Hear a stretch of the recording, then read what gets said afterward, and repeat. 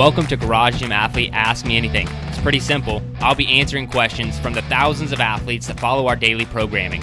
If you have a question or topic you want submitted, go to garagegymathlete.com/AMA. Let's get started.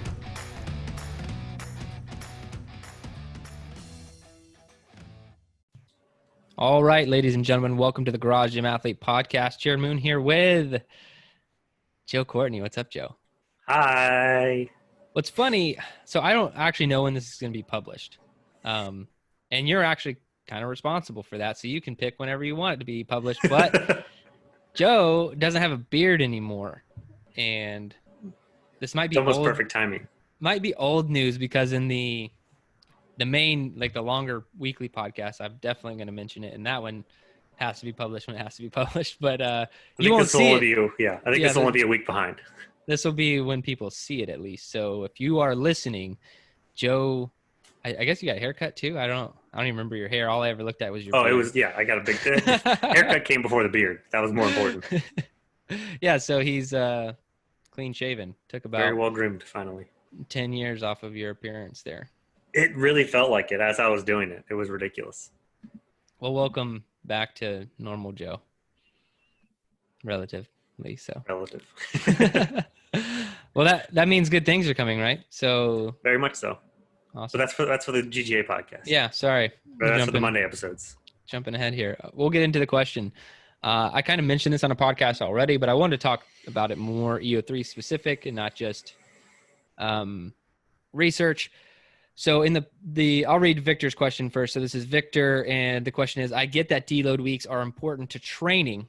However, is there any science behind how frequently they should be done? In our GGA training, for example, it's every 4 weeks. Is this based on some literature or simply convenience? Thanks. And I did mention, if you guys listened to the Muscle Types podcast, I briefly mentioned how there was a study talking about how deload weeks are beneficial for both slow twitch and fast twitch muscle fibers. It's like kind of the recovery process. And so there is research, but I don't think that, you could look this up and find a lot of conflicting research is my answer to his, is there research, into this, any science behind it? And there is, and that's what, when you look at serious athletes, and we're talking about, professional athletes, there's always some sort of taper or deload before training or competition, because you just don't want to be hitting it up like, heavily hitting the CNS and like all of these like heavy weights and all this stuff before you have an upcoming event. And so it makes a lot of sense in the professional athlete world. But why do we do it? And, I took this a lot from, to be honest, our training methodology. One of the big influences on me early on was Louis Simmons, Westside Barbell. Now he is primarily powerlifting, but he just works in these 3 week waves for his volume and programming. And I always thought it was a good idea. And then, I've seen the athletes that never do a deload, and never deloading is great when you only want to train for like 6 months, maybe a year, and then you feel like getting really burnt out and then getting hurt and then starting that whole process over and over again. But you need to deload more frequently. And I have more to say about it, but I want to get your thoughts on deloads in general, Joe. So when you're bringing up professional sports and things like that, my first thought was, if you've been really into a sport, whether it's collegiate athlete, professional, or even just you have your main goal of your sport, typically you have your off-season programming and your in-season programming. Right. And the in-season program is kind of going to be a deload-esque, because you're doing sort of practice skills, things that are specifically for your sport. And then any supplemental training is going to be somewhat of deload, but out of season training is going to be much more vigorous, because you're building up to what you're going to be stressful for your in-season. For us, I wasn't sure about the timeline wise. I'm just been so used to doing it every 4 weeks. I think I've seen people do it 6 weeks, which is about right. And it's definitely much more on the lower intensity scale. Yeah, and so I'll talk about why we selected the time frame that we did. So in our coaching program, we teach coaches two different things. We teach them how to program, in a very awesome way, but then we also teach what we call the human element. And that is the big reason why we do 3 weeks hard, 1 week easier.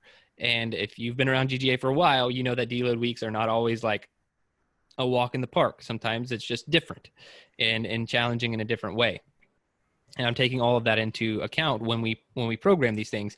But this human element side is, I feel like if you have a known, like, hey, I need to try hard, I need to push hard for 3 weeks and then I get a break, mentally, that's a lot better place to be.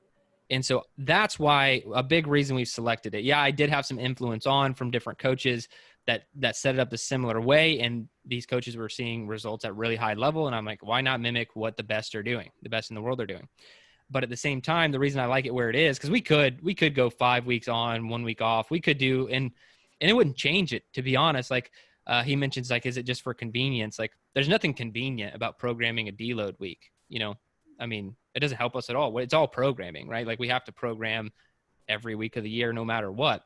So deload weeks, to be honest, I don't even know what the convenience portion is. It's just not convenient for us. We really only do it for the human element side of knowing. And I know I'm the same way. Like if I have to hit something harder for a certain amount of time, and then I know I'm going to get to back off, it just keeps me a little bit fresher mentally. And then you come back at the end of a deload week, if it wasn't that challenging for you, ready to just like crush another 3 week wave, right? So that's a big reason we do it.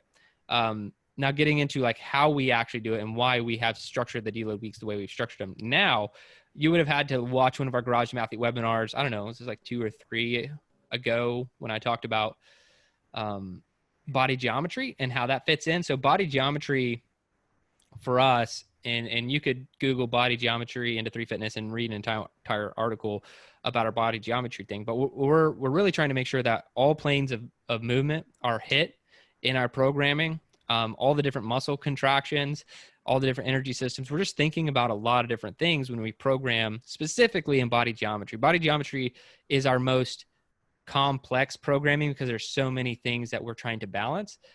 And we didn't want to do body geometry in perpetuity. It's just athletes would get bored. Like I said, it's complex for programming, but it's really beneficial because when we are making sure that there is absolutely no gaps in your training, like I said, you're hitting all the different muscle contractions, all the different planes of movement, all the different energy systems, you're doing these things over and over again.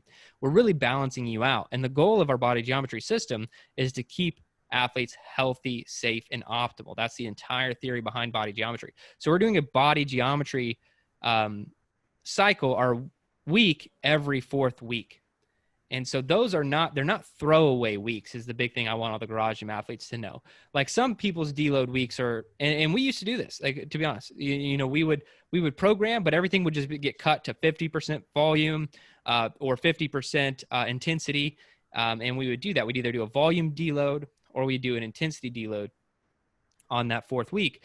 And that I didn't like the structure because a lot of athletes kind of treated it as this throwaway week, like whatever. And so moving it to body geometry now, where it's a part of a bigger annual plan to where we're making sure that you're getting really balanced out every 4th week, it's going to help you stay in the game longer. And it's kind of like if all you like to do is train, and then I'm like, hey, you need to go do some mobility work too. And you're like, well, I don't like mobility work. It's like, that's okay, but you got to do it, right? And that's how body geometry is. It's like, it's not the same programming that you've been following for the last 3 weeks, but it's going to help you stay in the game longer. And so that's how we're doing it at Garage Gym Athlete with our deload weeks. Yeah, it can definitely be very refreshing. Another reason why I think we do it is, so it's pretty typical to have programs cycles be about 12 weeks, and that's what ours are, 12 weeks. So every 4 weeks, doing our deload every 4 weeks now breaks it up into 3 1-month segments, 3 waves. And I think that helps people get through to be like, okay, instead of looking at starting a program going, oh my God, I have to do this, you know, after 2 or 3 weeks, you're like, man, I still have X amount of weeks, 8, 9 weeks of this left. But instead you can look at it in 1-month increments, be like, oh, okay, cool. Week 3, next week's deload. Awesome. And then by the end of your deload week, people are ready to get after the next month. So it helps manageable goals to be smaller and then still hitting the overall entire cycle at full ability, full peak. Yeah, and it helps us bring people into the program without massive missing pieces. And this isn't a big reason we did it. Like I already mentioned, the reasons we have deload weeks and the reasons behind those. But if you wanted to join Garage Gym Athlete Training and you come in at week 8 of a 12-week program and we had no deloads, you're just going to feel like you're 8 weeks behind, right? You're just gonna be like, what am I doing here?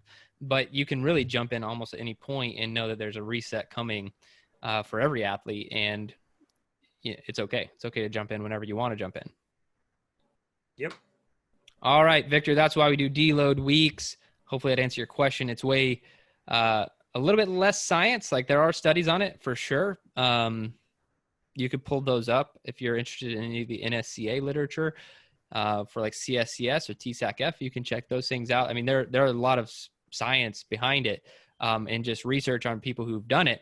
But to be honest, that's not a major reason we do it. We do it for that human element, keeping athletes in the game mentally, and also based off of really successful coaches who've had a lot of have produced a lot of results following a similar model. So that's why we do it. But that is it for this Garage Gym Athlete Ask Me Anything. If you have a question, go to garagegymathlete.com/AMA, submit your question, and we will get to it. And also, if you like this podcast and you're listening, give us a 5-star review, positive comment. If you're on YouTube, give us a thumbs up, leave us a comment.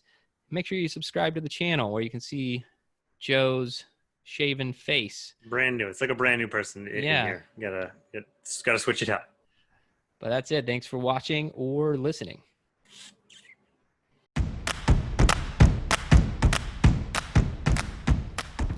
I hope you enjoyed today's Ask Me Anything episode. So one more time, if you want to submit a question, topic, or idea, you can do so at garagegymathlete.com/AMA.